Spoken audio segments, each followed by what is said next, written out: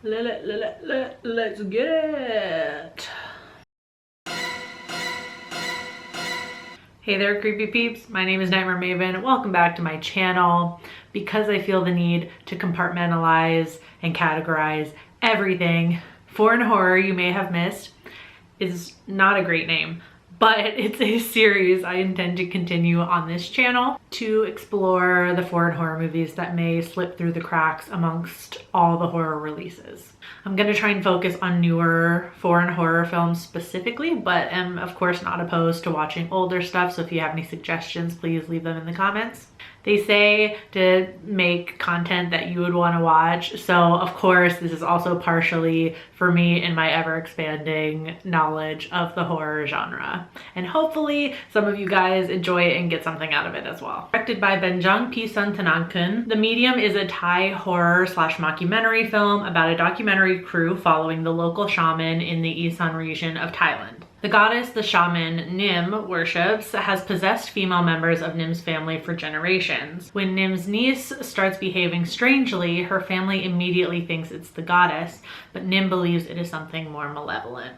So the original story for The Medium is written by Na Hong-jin, who is the South Korean filmmaker who made the incredibly popular South Korean horror film, The Wailing. Na Hong-jin intended The Medium to be a South Korean horror film written and directed by himself, but he found that the plot was a little too close to The Wailing. He also realized that South Korean and Thai shamanistic practices had a lot of similarities, so he just moved the setting of the movie to Thailand instead. And Banjang Pisantanankun from Thailand was tapped in to direct. And if you don't know who that is, he directed the OG Thai horror film Shudder. So basically we have foreign horror royalty being responsible for The Medium. Director Banjang wanted to use the mockumentary slash found footage style to give the film an authentic feel. And I agree, it really does fit rural settings.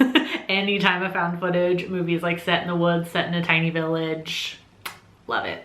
To further give the film a realistic feel, he sought out unknown or lesser known theater actors specifically. And finally, the camera operators on the film were given little to no information on the blocking of the scenes, aka where the actors were going to be and when, to give the camera work an authentic feel as well. And that last bit is really subtle, and I didn't really notice it until the latter half of the movie when things start getting a little more crazy. And on that note, if you don't like and or are negatively affected by really fast camera movement, maybe skip this one. I don't think it was that bad. I've definitely seen worse. Just the chaos of the last act ends up with more running wildly whilst holding a camera, whipping it back and forth to capture all the scary things, etc, etc. And The Medium definitely falls into the folk horror category, as it is in a isolated rural setting. One of the biggest themes of the film is superstition, you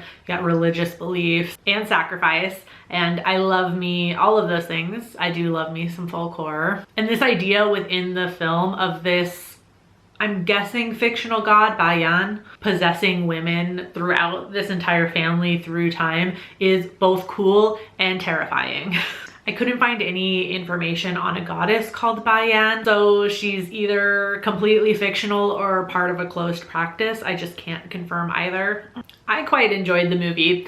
It is a long film. It clocks in at about 2 hours and 20 minutes. But I feel like if you got through The Wailing, then this should be no problem for you.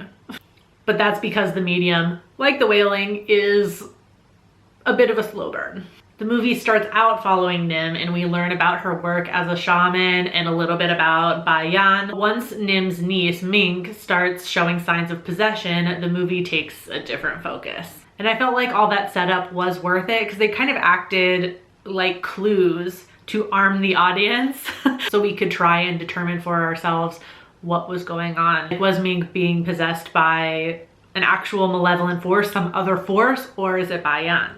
Speaking of Bayan, the very end of the film, which I won't spoil, don't worry, completely changes the entire tone of the movie, especially when it comes to one of the big themes of the film, which is religious beliefs, like who people choose to worship and how that is related to family tradition and societal and cultural expectations. And it is a mild gut punch. I wouldn't say it's like the craziest twist ever, but it is a little bit of a gut punch that makes an already bleak film even bleaker at the end. It was a small twist. It was definitely a small twist, but it brought the whole film together. The film is mostly comprised of like the subtle creeps and kind of like background scares in the first half of the film. So you definitely need to be paying attention. The latter half of the movie gets a little more gruesome, gross, scary, chaotic, and luckily not too many jump scares. I can only remember 2. So I feel like it's really the best of both worlds when it comes to the different types of scares. So I feel like there's something there for everyone. If you are sensitive to certain topics, especially when it comes to the death of animals and dogs specifically, I would give this movie a search on Does the Dog Die? Just so you can be prepared. There is a part that I genuinely could not watch, but I heard it and I wish I hadn't. Anyways, though, the performances were also really good in the movie, because there were so many characters that, especially at the end, had to take on the presence of being possessed, and it was a really physical, clearly very physical role. So props to all of the actors that were involved in that, because there was some stuff in there that looked like I would be out of breath within seconds. It still looked creepy as fuck, and it was really effective. Overall, this was a long film, but I feel like it was a fun way to spend an evening. And I would totally watch it again, knowing the twist at the end. The Medium is available on Shudder in the United States, and I believe it's a Shudder exclusive. Don't quote me on that, but I hope that means it's available on Shudder in other countries as well. So if you've already seen The Medium, let us know what you thought about it in the comments. And if you have any suggestions for any newer foreign horror films that you feel like nobody's talked about, let me know in the comments. Watch them and maybe cover them for a video. I hope you enjoyed this video. If you did, give it a thumbs up. Subscribe if you're new here. Become a creepy peep today. I will see you very soon with a new video. Until then, stay strange. Bye.